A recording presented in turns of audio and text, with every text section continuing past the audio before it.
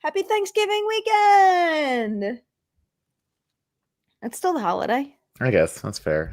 I was like, it's Sunday. It's fucking. No, it still counts. And now happy holiday season, the most officially. It's time. Yeah, we're officially in Christmas Carol season. Put it off as long as possible. God, you seem like such a Grinch about it right now. Give me a few more days. Give me a few more days.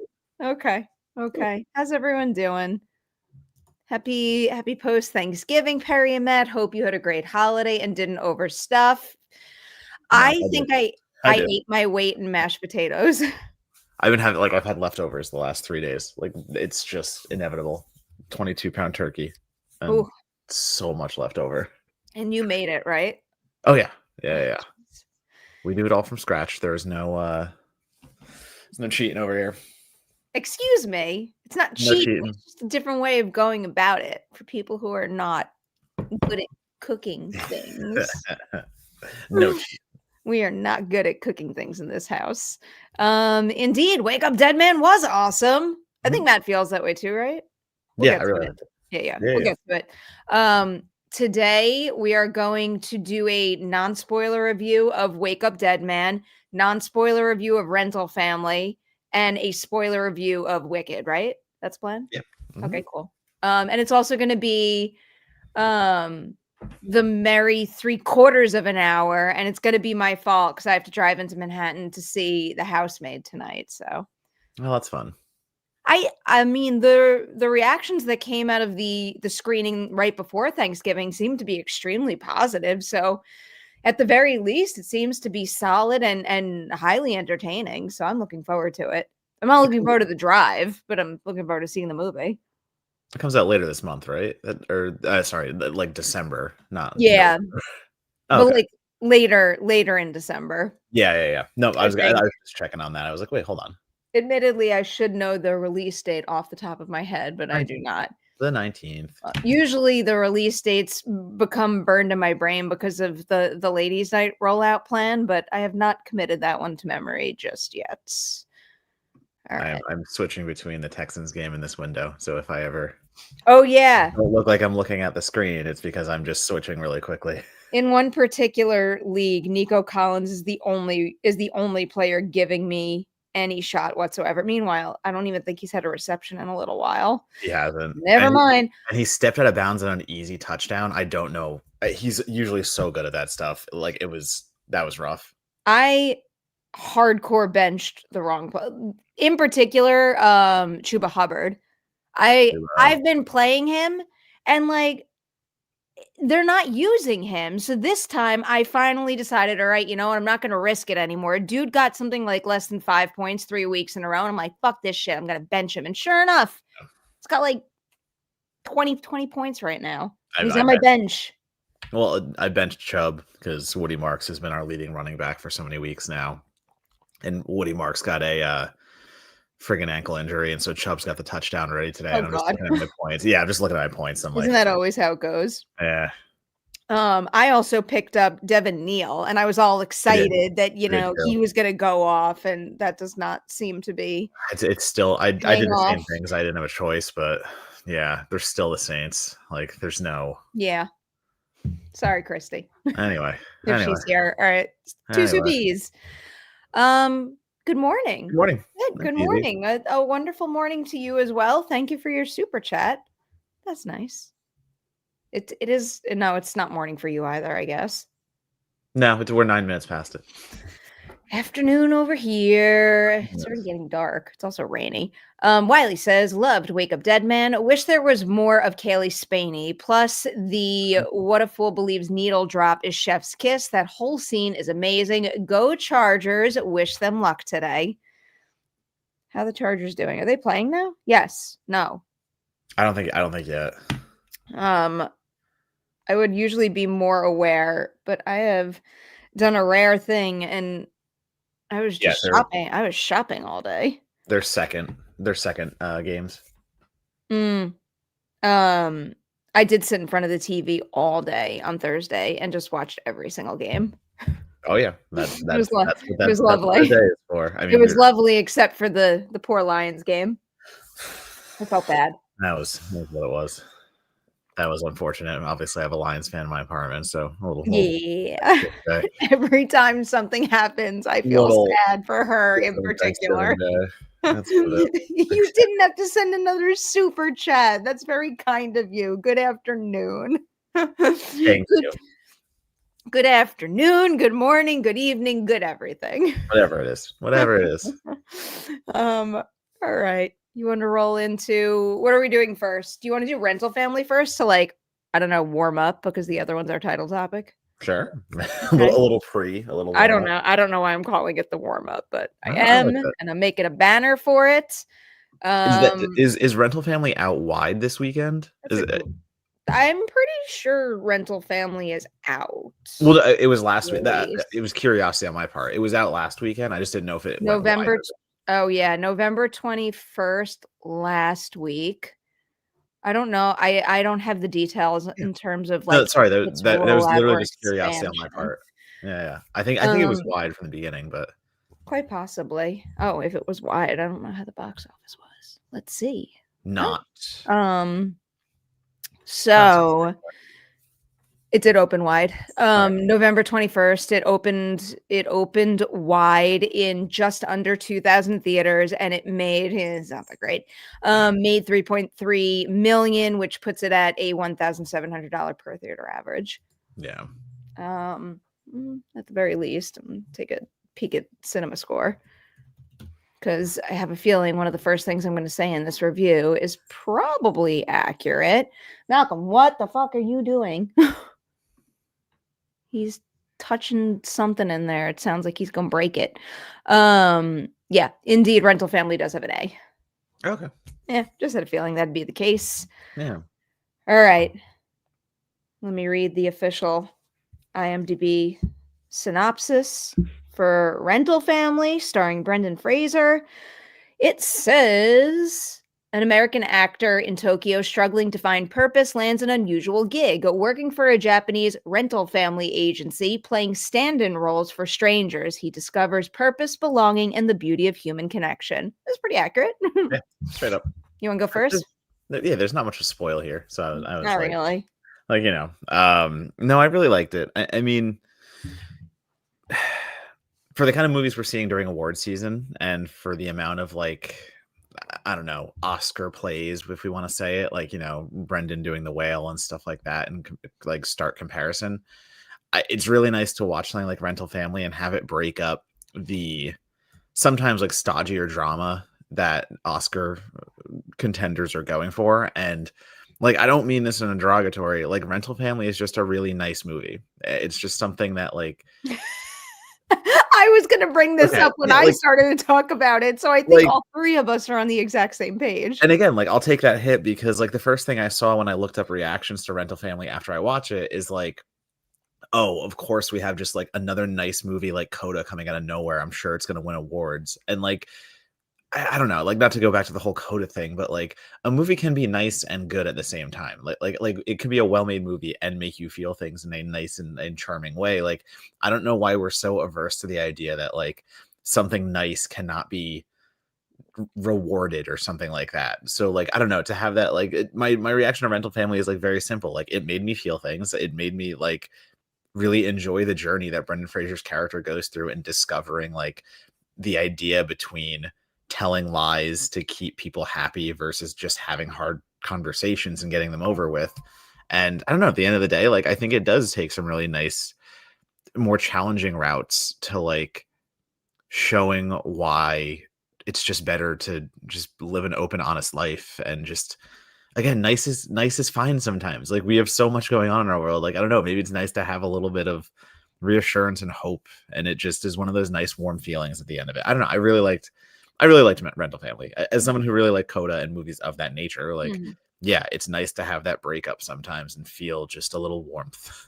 Yeah. I will echo your feelings, and I will say I also found Rental Family to be very nice as well.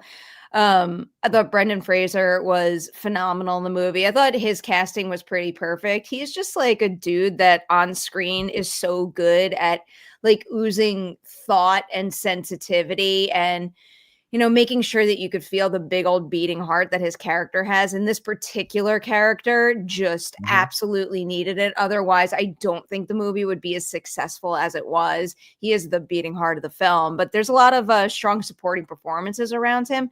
I think my main criticism of the movie, and I think admittedly, this also does come from it, being dropped right smack in the middle of awards season. And, these kinds of expectations are inevitable when, he was on the circuit for The Whale and he became Best Actor and all of that. Immediately, when you put together a package that screams Oscar package, it's going to be considered in that way. In Rental Family's case, I did find it to be, again, a very nice movie, a very moving movie, the kind of warmth that I really felt like I needed right now.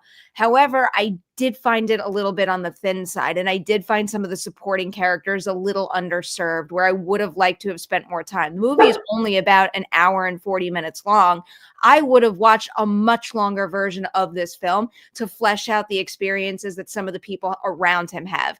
That being said, I thought that those storylines were very much effective enough. I just thought that they could have been beefed up a little more.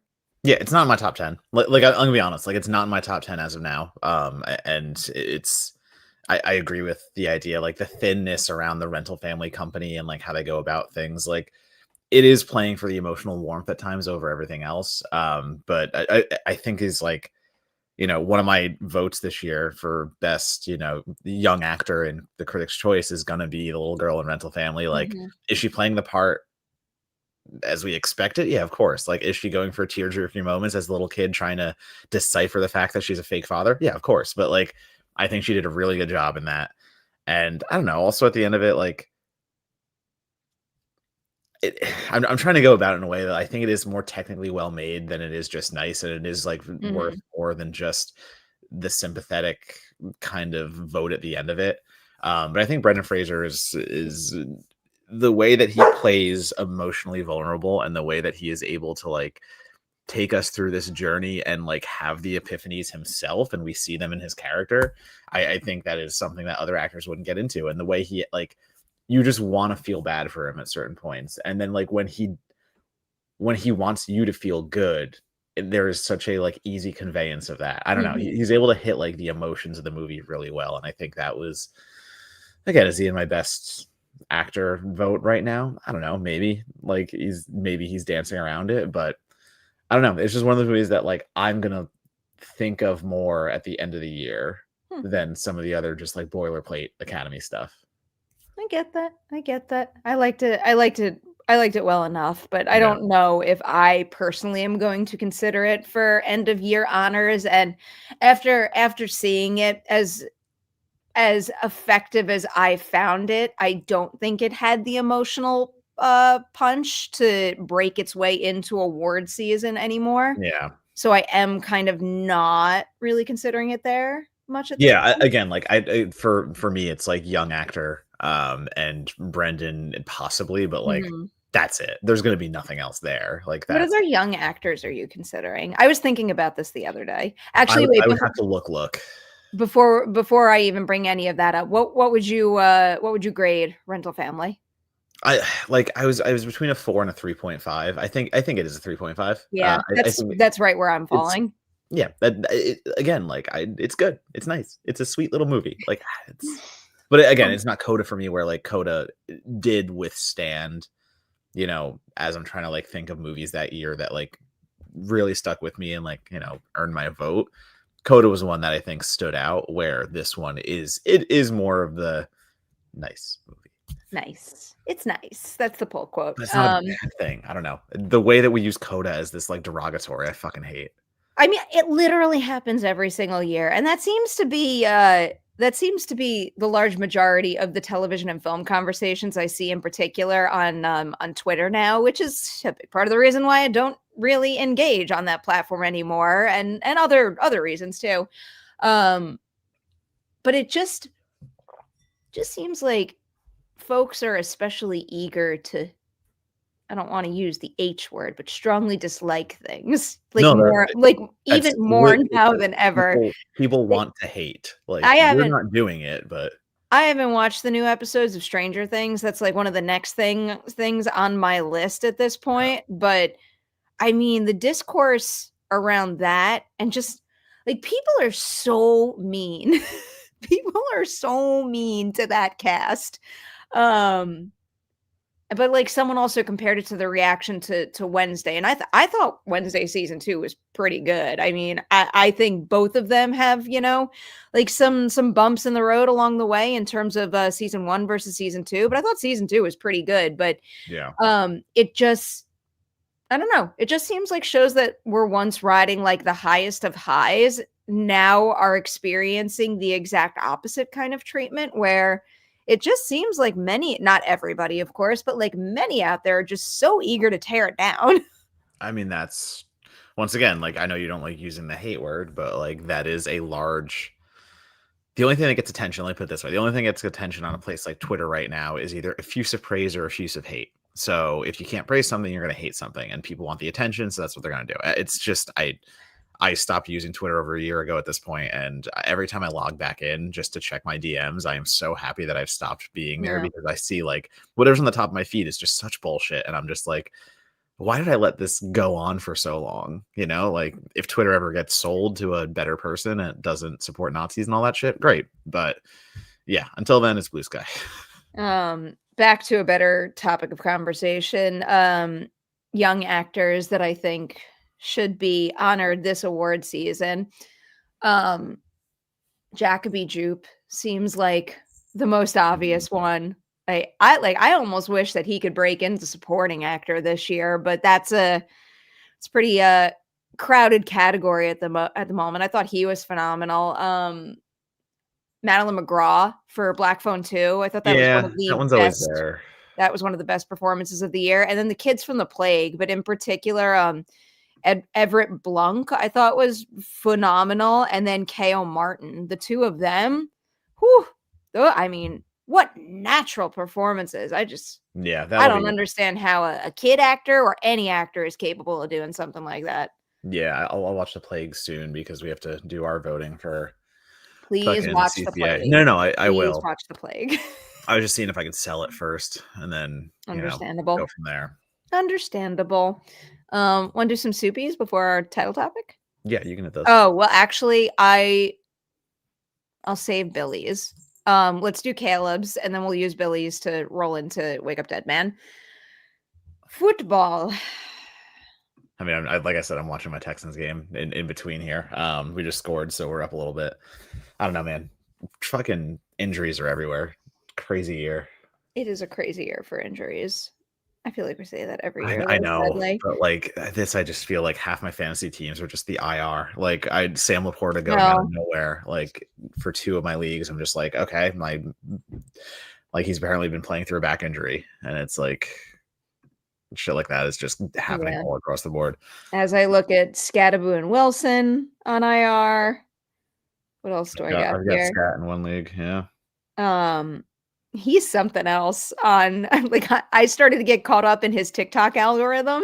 He's a My God. psychopath. He's a My legitimate God, psychopath. that dude. He's yeah, he really is just something else, like in a league of his own in so many ways. Hey, Colin's got a touchdown.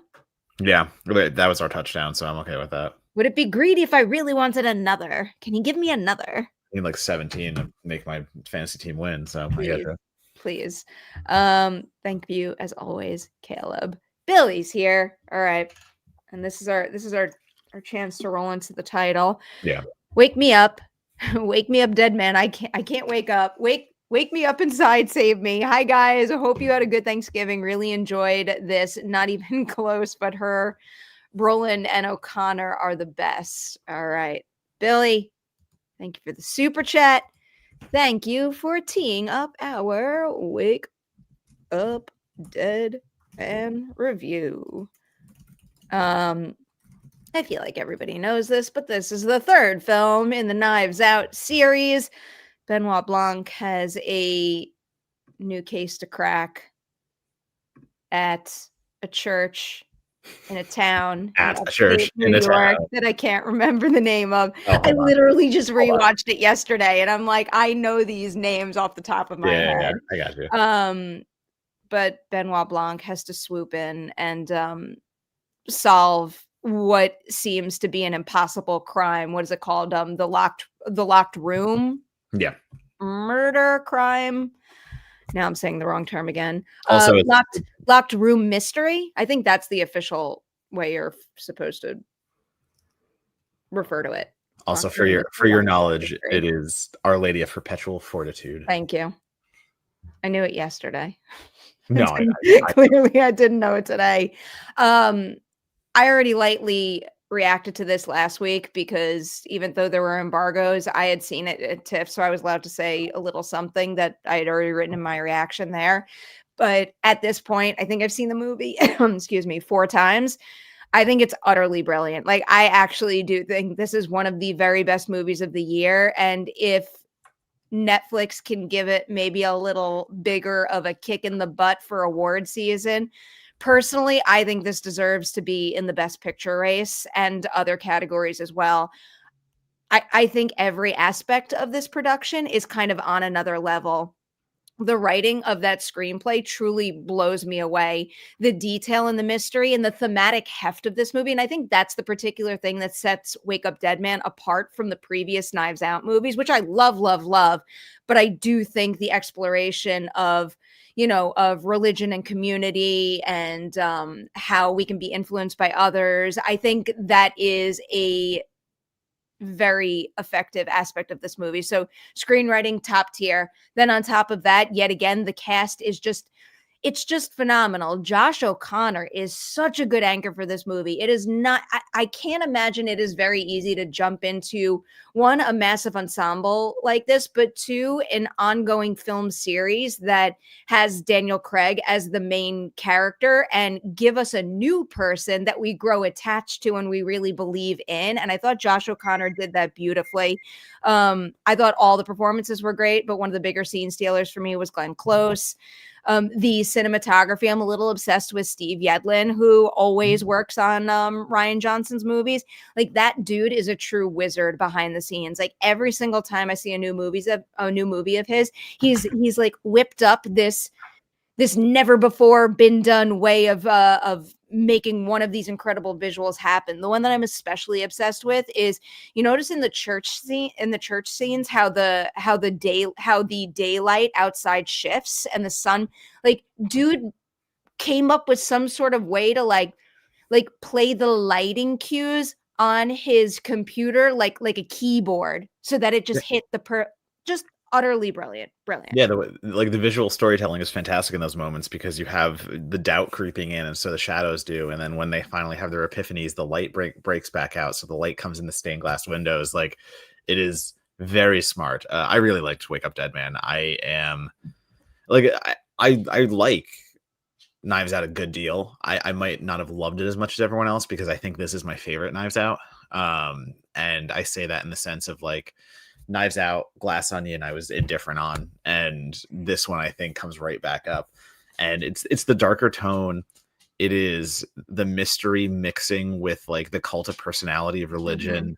It has so many smart things to say about all that. And also, not only is Josh O'Connor doing really fantastic stuff here in leading this as a, priest who is trying to find his own way through a crisis of doubt, let's say, but like, it's not as strongly a Benoit Blanc movie overall as the other ones are. And I don't think that's a detriment to Glass Onion. And it is still a Benoit Blanc movie. Do not get me wrong. And Daniel Craig absolutely crushes it, and he's in it a good deal. But like, when you get a half an hour into the movie and all of a sudden you're like, wait, where's Benoit Blanc? And I think that actually works to the movie's benefit because so much of this is predicated on like what we expect from a Knives Out movie and what we're coming into it with. And, I think Rian Johnson found a way to be like, these movies are all based on screenplay. It's just what you said. Like, the screenplay is outstanding here. And, the writing and the introduction of Benoit when he comes in, how he's able just to take over, and the whole, like, going into it being a lockbox the imperfect, perfect crime and stuff like that. it's just another great usage of all these characters and like the ensemble itself. And I don't know, Ryan just says like, yeah, we're going to do things differently, but still give you everything you want. And it's going to be better than I've done before. Going back to what you said about this being less of a Benoit Blanc story, like, I definitely do see what you mean, and it's pretty astounding that he first appears, I think it is, around the 40-minute mark, Yep. but it does, I think, craft a really effective arc for him regardless. Like, one of my favorite things No, yeah, about the arc this is great. particular mystery is that, like, it's so heavily, I'm not gonna say it completely changes who he is, but, like, it so heavily nudges him forward as a person and gives him maybe, like, different experiences and qualities that we actually could see him use in future films. I think the impact of this particular case on him is significantly, and I think it works well in the other movies, but I think it's actually significantly more powerful here. Yeah. This one like weighs on him. It's not just something to solve. It's like the way that it actually like influences his decisions moving forward and like changes him as a character. Like his no spoilers, but like the ending scene is fantastic. Like the way that is all delivered, that Yeah. monologue, it's just obviously not going farther into that. It's just really well done how that all comes together. And it's like people are saying like Kaylee Spanny, wish there was more Kaylee Spanny, but like I wish there was more of all of them. But that's the problem with an Yeah. ensemble like this. I mean, I wish there was more Andrew Scott. I wish there was more like everything across the list. Like I want more time with the crazy sci-fi writer who has a moat around his house. I want more time with all these people, like Kerry Washington. Like I feel like we didn't get enough of, but it's impossible to have a stacked cast with such developed personalities that like you do want to spend time with all of them. You just can't. This is a mystery. This is what it is. You've got to bounce around. And I think Rian Johnson found the balance. I Yeah, didn't so do I. particularly feel like not being with certain characters was an overall detriment to the movie. It was just what it had to be.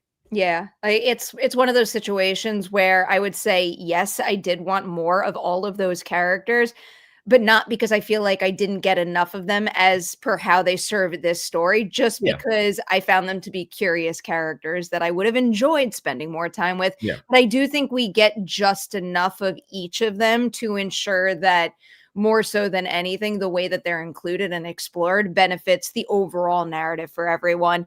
I'm not going to get into specifics because I don't want to spoil any of the mystery here, but I will say I found Kaylee Spaney's character like especially impactful. And it's a silly thing to say right now when I can't fully explain why, but I do think that there's a grounded vulnerability and sensitivity to her character that some of the others don't have in that same Mhm. way, and I think this particular mystery needed that kind of thread woven into the overall narrative. Yeah, and I mean, like for me, I think talking about Josh's, like Josh Brolin is a standout as well because for all the reasons So that you'd good. expect, like him playing this Monsignor who is again go back to the cult of personality and religion, and you know he is just I'm a man of faith but leading by my own way, and I'm going to do things in a crazy like Hmm. he was the right guy for that role because the intensity he brings to certain moments and like the protest against tradition versus the way that he's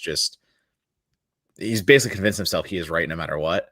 Again, this is all without getting into spoilers, so I will stop there. But like, I think Josh Brolin, again, a standout, and it's so hard because this cast is just up and down, just fantastic characters. Yeah. But if we want to really bring like the humor back into it, because this is a gloomier, drearier mystery, it is definitely going into like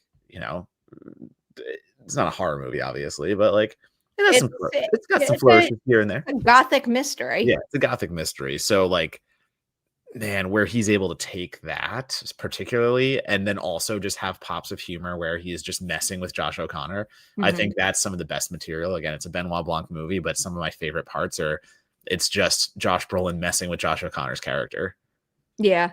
I quite enjoyed the two of them together. That's another thing that I appreciated about Josh O'Connor's performance too. There there needs to be a sensitivity and softness to that character, but also that believability that he could go toe to toe with Monsignor Wicks. And I thought he towed that line and played with it very, very effectively. Yeah. You know who swoops in too in a way that I didn't expect and wound up being one of my favorite scenes of the whole movie was Bridget Everett. Oh yeah, Bridget. Yeah. When she showed up, I laughed because I was like, "What are you doing here?" There's a particular scene that involves Bridget Everett that might be one of my favorite scenes, like not just of this movie, but I think that's up there as a favorite scene of the entire year. Yeah. We'll do a spoiler conversation when the movie is also available on Netflix. That way everybody gets the chance to be a part of that. But we will get to spoilers. I believe this comes out on Netflix on December 12th. Yeah, 12th. Okay. So that's when you can come back and we'll do a spoiler conversation. Before we roll into Wicked spoilers though, Matt, do you want to score Wake Up Dead Man? Yeah, that's a 4 out of 5 for me. That is a solid 4 out of 5. 4.5 out 4.5 out of 5. 4.5. 4.5. 4.5 Deweys out of 5 on the Dewey Decimovie scale for me. And, this is one of those movies where I wouldn't be surprised if after I've watched it like 10 times, I'm like, you know what? I don't see anything wrong with that movie. Like anything at all. I'm so impressed by how well ironed out every detail of this movie is. All right. Super sticker. I don't know what it looks like, but we'll find out. Thank you so much for the super sticker. Are you looking it up? Yeah. All right. Keep going. Well, while you do that, I'll do Wicked for Good spoiler review, but not yet. Don't leave. We're still gonna do the super sticker. Hey, Lil Fox. We got one more super chat for Wake Up Dead Man before we do this. Could Wake Up Dead Man get a screenplay award? I do think it could get a nomination in that category. Right now, I think it is in my top 5 for that. Yeah, for me it is. That's its greatest strength is its screenplay. So that's there. Oh, I would like to see it get into more categories though. With that, do you want to plug anything, Matt, before we lose folks who haven't seen Wicked for Good, even though the movie is crushing at the box office and I feel like most of our audience has probably seen it? Yeah, it's the same thing. You can follow me at Donatobomb, DONATOBOMB, and that is going to be all of my film takes and reviews and writing. And then also follow my podcast, Certified Forgotten. We talk about horror movies with 10 or less critic reviews on Rotten Tomatoes. We just posted a episode with the Peanut Butter Solution. So Canada's fucking weird. Yeah. Well, go check that out. I am going to promote. I'm trying to remember my ladies' night rundown. Tomorrow on Ladies' Night, I know this with certainty. You can watch the episode that I just did with Lily Reinhart for Hal and Harper, which I think is one of the very best new shows that came out in 2025. It, as of today, you could watch it in its entirety. So I highly recommend, it's a Mubi release. So if you don't subscribe to Mubi, go rent it somewhere. I think it's worth every penny. And it's a really powerful binge. Like, have tissues in your back pocket, but it's a great binge. I actually binged it twice all the way through. I did it once for Sundance, and then I did it again for this interview with Lily. And I think her performance in it is a career best thus far. She is phenomenal, and we had a great chat about it. I'm trying to think if I could promote any upcoming ladies' nights. I'm not going to. There's a particular one that I'm very excited about, but I haven't put my eyeballs on the footage yet. So until I actually see that it exists, I'm not going to say it. The superstition. I get it. No, I do the same. I get it. In my head, I got that. I definitely am concerned about that. Well, we're going to get into it right now, actually. I've already shared my thoughts on Wicked quite extensively. So, Matt, as we bring this up here, do you want to give us your broad thoughts in addition to your spoilery thoughts? I don't know, because I'm going to get yelled at because I didn't like it. You didn't like it at all? No, okay. I think You're it's not bad. Yelled at? I already am getting yelled at for it. I posted my Letterboxd review and immediately had someone. Haven't you noticed it does not matter what you think about Wicked for Good? If you loved it, you're going to get yelled at. And if you didn't like it, you're going to get yelled at. So you know what? Just raise your truth and say it. I struggle with it because, okay, let me disclaimer. Where I'm coming from is obviously where I'm coming from. I did not see the play nor read the material. I'm commenting on the movie. That is it. I'm commenting on the movie that I saw and how it played with the first movie, Wicked.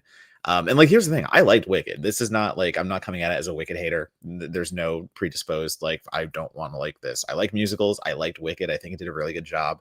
My thing is that Wicked's greatest strength to me was how it ramped up and it like finished on the high note of the movie. So like it kept you in it and climaxed correctly, and it like did everything to, it made me want to come back for the sequel. Good job. I think Wicked for Good is pure deflation. I think it goes down the entire time. The farther it gets, the worse it gets. I'm just like, I'm gonna read my letterbox really quickly because I summed my thoughts up, and like, it's exactly how I feel. I know I'm just reading something really quickly. Sorry, but like, go for it. Where Wicked crescendos and ends on a high note, Wicked for Good is like watching a hot air balloon deflate. It's a bubblegum ass pie in the sky climax that loses any sense of engaging thematic protest. A sequel that cares more about future movies than it does about being a part two, feeling somehow both rushed and incomplete. The songs aren't as memorable, the visuals no longer impress, and there's a strange devaluing of character arcs. Any examination of the difference between nice and good has vanished. Bubbly and pretty on the surface, but hollow in the center, lacking heart, brains, and courage. Okay. That's how I feel. Like, it was background noise, the movie, to me. It really just fell apart. I think the last time we spoke about it on Merri Hour last weekend, when you hadn't seen it, but Amelia had, I think at that point I had only seen it once, and I kept saying, I'm so curious to see how it was going to sit with me on a rewatch. And I did get the chance to rewatch it, and it sat with me the exact same way. And it's something that I'm having a little bit of a hard time processing, because on the one hand, I love that musical. I have read the book, but it's been a very, very long time since I've read it, just so you could have, where I'm coming from as well. But I really love the musical, and I got very, very caught up again twice over in the magic of seeing a musical on stage I love so much brought to life on screen. And personally, I do think the craftsmanship is quite impressive. I really like the cinematography. I think the production and costume design is on another level. I still think Cynthia Erivo and Ariana Grande as Elphaba and Glinda are some of the best casting choices of all time. I think that they made those roles so beautifully their own, and they're great in them. And I really enjoyed watching Wicked for Good. I will be happy to watch Wicked for Good over and over and over, in fact. However, as much as I enjoyed the movie, and as much as this is going to sound so contradictory, as much as I enjoyed the movie and as much as I want to rewatch it again happily, I'm still having a very hard time carrying around the end of the movie to me. I'm having a hard time carrying around the end of the movie with me. The points that ending makes, it rubs me the wrong way, which I think it should. I mean, we're talking spoilers now, so I don't need to really dance around anything anymore. But I know the similarities with the musical. And I'm trying to figure out why I felt differently. I think it might have been age and the state of the world, and just what I was open to considering maybe at the time then versus now. But the whole idea of Elphaba having to give up on the home that she was just singing about, so that the person who was faking it the whole time can claim her power and lead Oz to be a better place and never clear Elphaba's name. I just don't think I can ever find that to be an inspiring ending, which is just such like a major shift from the first film, which ends on defying gravity, and I could defy gravity and do anything, and I can stand up for what's right. Meanwhile, the second half of the story proves you can't really stand up for what's right. If people peg you as the villain, according to this story, you must remain the villain so that everybody else can live happily ever after. And that my brain can't compute that. And that's what I'm saying about, like, the movie to me is pure deflation. Like the highest moment of both movies is defying gravity, and that's where it ends. And when you basically go against that song and its meaning, and you go against everything that you've established in the first movie just to end where it did and have it be like, again, it's bubblegum ass bullshit. Like it is the most just if you want to argue that like it could be realistic to like reality, like that's not, we're in a movie and like it's going against the thematic points it's already made. Like it's not. See, that is No something that courage. admittedly I've argued to myself in my brain. That's why I found both of my viewings of the movie so incredibly overwhelming, because I am very clearly rejecting the points that the end of the movie is making. They don't sit well with me. I don't want to live in a world where that's okay. But I also am recognizing exactly what you're saying is that, and I wrote this in my initial reaction too. I do think the movie is frustratingly good at digging into the idea of public perception and how once people's minds are made about something, sometimes you can't change it. And the sad truth is that is very tethered to our real world, our reality. Yeah, but you had a chance to do something different in this movie, and like it doesn't. I understand that, but it doesn't go with the first movie. Like that thinking doesn't go with the storyline you've already promoted and what you're trying to do. Like that's where the clash happens for me, and it's just like. I do want to go back really quickly before like this part of it. Like I also hate to rush you. We do have to wind down or I won't make the movie.